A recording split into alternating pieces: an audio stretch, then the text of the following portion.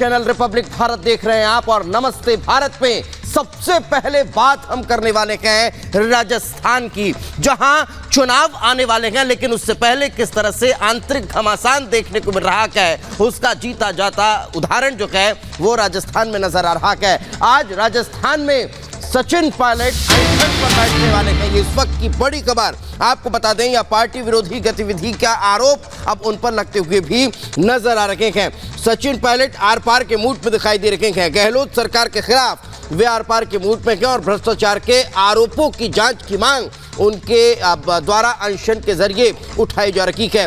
वसुंधरा के खिलाफ भ्रष्टाचार केस की जांच की मांग अब वो उठाते हुए नजर आ रहे हैं। ज्योतिबा फुले जयंती पर सचिन पायलट अनशन की शुरुआत करने वाले हैं। तो आज सचिन पायलट अनशन पर बैठने वाले हैं और अब इस अनशन से कहीं ना कहीं कई बड़े खुलासे होते हुए नजर आने वाले हैं।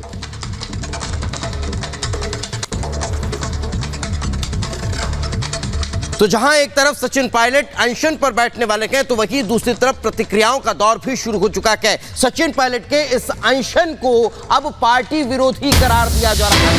सचिन पायलट के इस अनशन को लेकर सुखजिंदर सिंह रंधावा का बयान सामने आया है। वो कह रहे हैं पायलट का अनशन पार्टी विरोधी है। पायलट ने आज अनशन का ऐलान किया है और आंतरिक मुद्दों को बाहर न ले जाएं, ये भी रंधावा कहते हुए नजर आ रहे हैं। तो सचिन पायलट पर कांग्रेस ने अब प्रतिक्रिया दी है और कांग्रेस की तरफ से अब उन्हीं पर आरोप मढ़ना शुरू कर दिए गए हैं। उन्हें उनके अनशन के लिए पार्टी विरोधी करार दिया जा रहा है और कहा जा रहा है कि सचिन पायलट का यह अनशन पार्टी विरोधी है।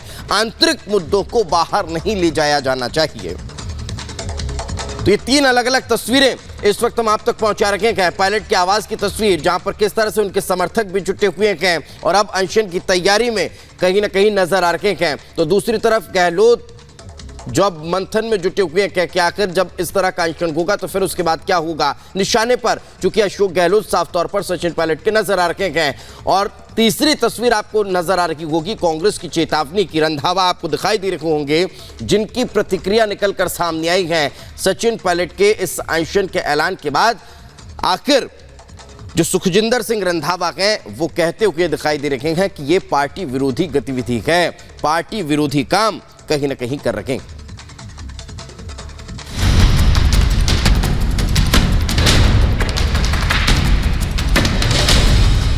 अब आर पार के मूड में सचिन पायलट।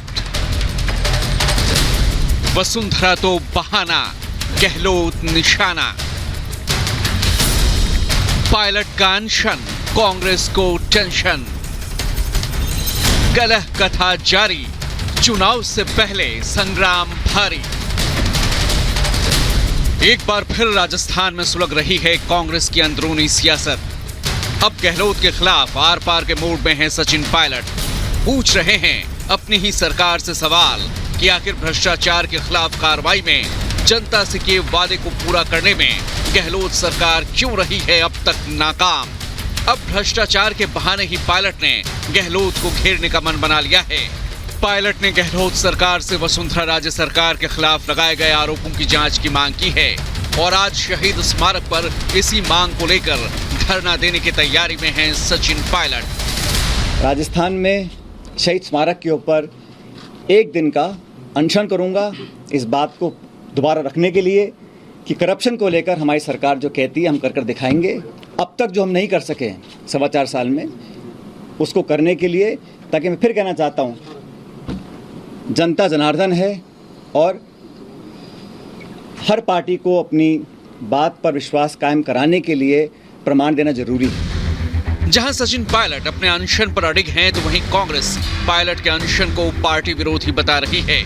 राजस्थान कांग्रेस प्रभारी सुखजिंदर रंधावा ने बयान जारी कर पायलट को ताकीद की है कि अगर उन्हें कोई समस्या है तो उन्हें इसे पार्टी मंच पर उठाना चाहिए, न कि मीडिया के सामने। लेकिन अब पायलट आर पार के मूड में हैं।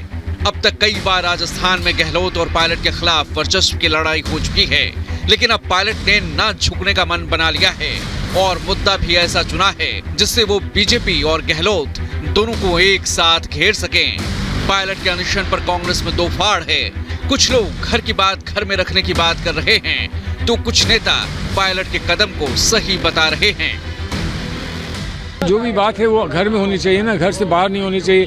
अब आप मुझसे पूछ रहे हो तो वो भी मैं वही गलती करूं जो कोई और कर रहा है, मैं भी आपसे बात करूं, वो बात नहीं करनी चाहिए। अगर मेरे मन में कोई बात होगी तो मैं मुख्यमंत्री जी से अवश्य मिलूंगा, कहूँगा, वो मेरे मित्र हैं, दोस्त हैं, हम उनका सम्मान करते हैं। अगर कुछ पार्टी के हित में होगा तो मैं उनसे कहूँगा। चुनाव के समय सचिन जी को ये लगता होगा कि उनको जवाब देना पड़ेगा मतदाता को कि आपने तो कहा था कि बहुत भ्रष्टाचार है वसुंधरा राजे जी की सरकार के समय और हम उसकी जांच कराएंगे, और जांच नहीं हुई तो आप क्या कर रहे थे? आप उस सरकार के हिस्से थे, आपने उसके लिए क्या किया?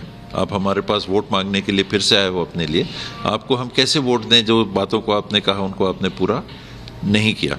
हो सकता है इन परिस्थितियों में उनको लगा हो कि मैं अपनी आवाज़ उठाऊं, वो सरकार के खिलाफ रिवोल्ट मैं नहीं देख रहा हूं, वसुंधरा राजे जी के खिलाफ जांच होनी चाहिए, इसके लिए उस बात को वो उठा रहे हैं। जाहिर है पायलट का ये वार चुनावी साल में कांग्रेस के लिए घातक साबित हो सकता है।